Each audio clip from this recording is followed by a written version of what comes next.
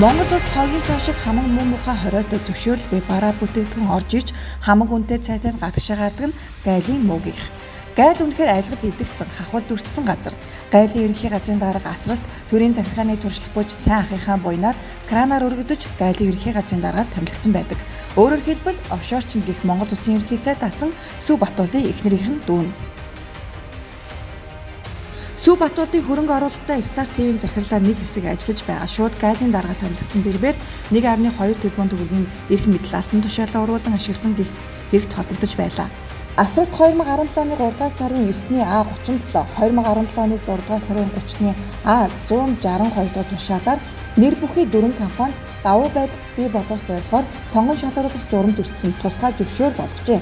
Энэ хэрэгээ өөрөө хүлээн зөвшөөрч 2017 оны 10 дугаар сарын 3-нд хууль зөрчил шийдвэрээ хүчингүй болгосон.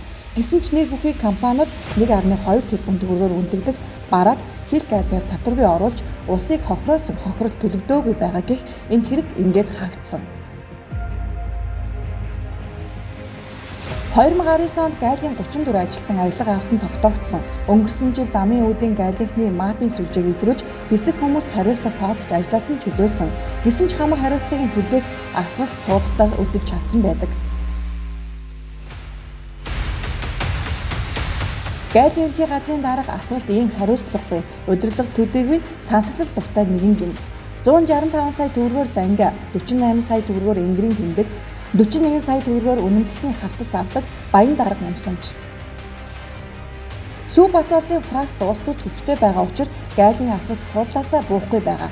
Гэхдээ энэ Монгол улсад хүчтэй фракцаас илүү шудраг шүүхгүй. Хэрэг хизээч хуучирдаггүй. Гайлын ерөнхий газрын дарга асралтын авилгын хэргийг дахин шалгаж хэргийг шийдвэрлэх ёстой. Сүв Батболдын халхавчдаар гайлын байгууллагыг самарч өөрсдийгөө угжиж яваа энэ үйлдэлд хариуцлага тооцох цаг иржээ.